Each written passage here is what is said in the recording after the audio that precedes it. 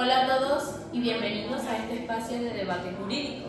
Hoy nos convoca un tema fundamental para el derecho tributario, para la gestión fiscal y, por supuesto, para la defensa del contribuyente. Para esto me estarán acompañando tres analistas jurídicos: Jessica Arteaga, Daniela Arteaga y Félix Rondón. Así que entremos de una vez en materia.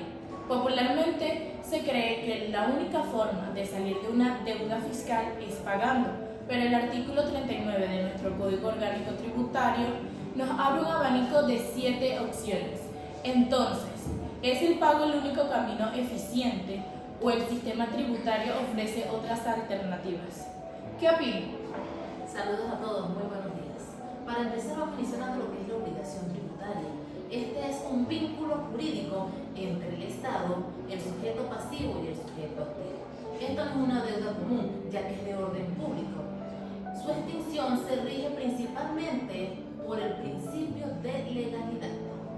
Completamente de acuerdo con la colega, ya que si analizamos el artículo 39 de nuestro Código Orgánico Tributario, nos damos de cuenta de que nuestro legislador tuvo en cuenta diferentes escenarios donde el flujo de caja no fuera el protagonista, sino el protagonista fuese la realidad distributiva y la realidad económica de nuestro país. Exacto. E incluso razones de eficiencia administrativa, a veces a la administración le sale más caro intentar cobrar una deuda que simplemente declarar incobrable. De esto se trata este debate para entender la doctrina y estas figuras jurídicas. Perfecto, vayamos al grano. Empecemos con la primera figura, que es la más común, el pago. Se entiende que es entregar el dinero, pero jurídicamente, ¿quién puede pagar? ¿Y qué ocurre si un tercero cancela la deuda de una empresa? El pago es la forma ideal de la extinción de la deuda. Nuestro Código Orgánico Tributario nos permite que lo haga, sea el contribuyente, sea un tercero o un responsable. Si un tercero paga la deuda, acá opera lo que es la subrogación. La deuda del Estado se extingue, más este tercero asume los derechos del fisco para cobrar los derechos de origen. Y así es, pero existe un detalle importante. La Sala Político-Administrativo del TCJ reitera que el pago debe ser total y en efectivo. Si una transferencia se reversa, la obligación no se extingue y por lo tanto empiezan a ocurrir las sanciones. Y ahí es donde entra la segunda figura, que a mi parecer es una de las más dinámicas en el ejercicio profesional, como lo es la compensación. Les lanzo una pregunta para todos. Imaginémonos una empresa que le debe enseñar 100.000 bolívares por impuesto de valor agregado, pero resulta que en su declaración de impuestos sobre la renta del año pasado le quedó un crédito a su favor por el mismo monto. ¿Por qué tendría que sacar dinero de su cuenta si el Estado también le debe? Interesante pregunta. Entonces, ¿cómo opera jurídicamente esa compensación en Venezuela? Esto opera de forma recíproca, según el artículo 49 del Código Orgánico Tributario. Se extinguen de pleno derecho los créditos líquidos y exigibles del contribuyente, empezando así por los más antiguos. Aunque esto solo ocurre tal como pasa al utilizar las certificaciones de débito fiscal del CENIAC. Una acotación aquí rápido que causa dudas al momento de asesoría. ¿Se puede compensar una deuda del CENIAC usando un crédito a favor de la alcaldía para patentes comerciales? Rotundamente no. Y qué bueno que lo traes a colación. La doctrina tributaria es unánime. La compensación requiere identidad del sujeto activo, o sea, en este caso el Estado. No se puede mezclar fondos del poder público estatal con fondos del poder público municipal, a menos que una ley especial así lo declare, porque son tesoros distintos.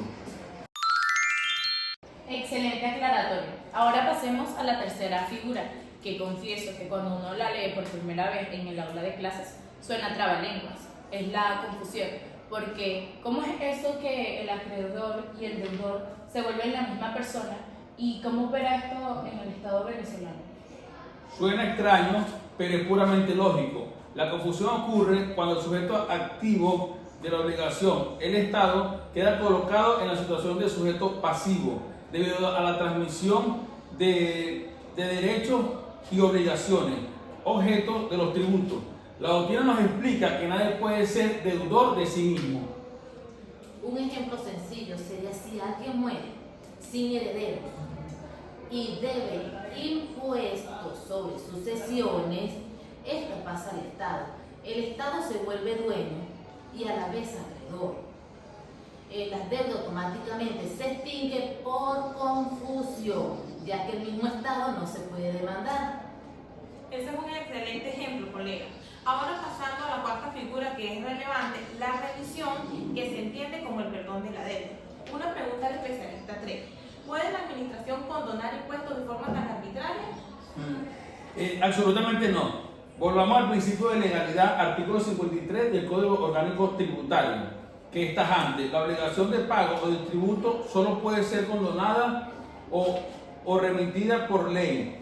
Ley especial, el Ejecutivo Nacional puede otorgar perdonazo, no lo puede hacer de manera arbitraria, requiere de una base legal legislativa. Así es. La remisión solamente ocurre con una ley especial para ciertos sectores especiales. Si no hay ley, no hay remisión. Entendido. Ahora entremos en terreno de realidades administrativas, que es el punto 5 de la lista, la declaración de incobrabilidad. Esto suena a que la administración tira la toalla, pero entonces, ¿en qué casos el SENA o la alcaldía declaran oficialmente que una deuda no se puede cobrar? Se declara como deudas perdidas por tema de ineficiencia, según el artículo 54 del Código Orgánico Tributario. Aunque esto aplica simplemente si cobrar sale más caro que la deuda en sí misma, o si el deudor falleció y no dejó nada con que pagar la deuda. Complementando lo que dice la colega, también aplica para empresas que han quedado jurídicamente extintas, liquidadas o sin capital, en quiebra, se pudiese decir coloquialmente, o cuando las deudas han superado los lapsos de prescripción, que precisamente es nuestra sexta figura. Detengámonos ahí, porque la prescripción es una de las armas de defensas más poderosas que tiene el contribuyente frente al transcurso del tiempo. ¿Podrías explicarnos los lapsos? Este es un punto clave y muy importante. Nuestro Código Orgánico Tributario vigente nos dice que las deudas prescriben a los 6 años. Pero ojo, esta puede subir a 10 años si el contribuyente no tiene RIC, no declara y ha cometido fraude fiscal. Excelente acotación la de la colega, pero es importante aclarar que según jurisprudencia de la Sala Político Administrativo del TCJ, cualquier notificación formal o requerimiento interrumpe el lapso de los 6 años.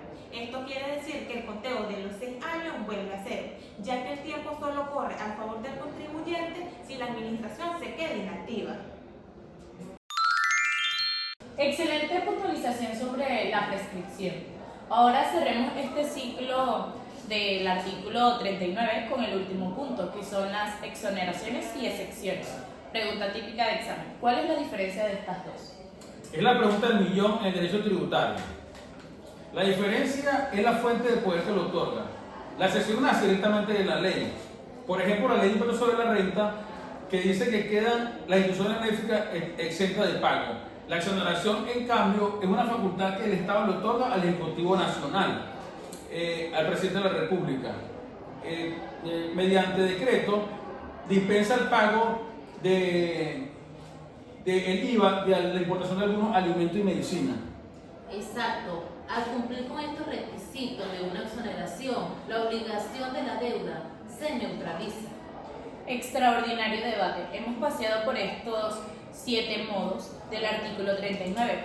Para ir cerrando este podcast, sugiero que hagamos unas conclusiones de 1 minuto. Si tuvieran que asesorar a una empresa en la Venezuela actual, ¿cuál de estas figuras consideran que requiere mayor atención o que genera más controversia?